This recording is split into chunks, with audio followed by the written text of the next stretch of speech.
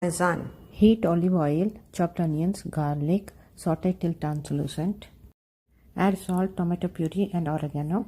Cook till it becomes thick.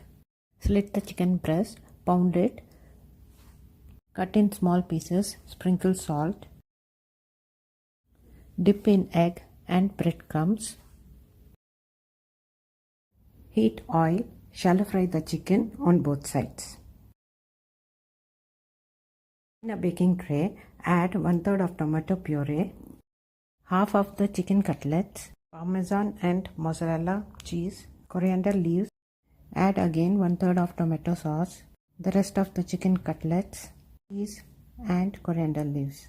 Add the rest of the tomato sauce, mozzarella, Parmesan and breadcrumbs. Season with oregano.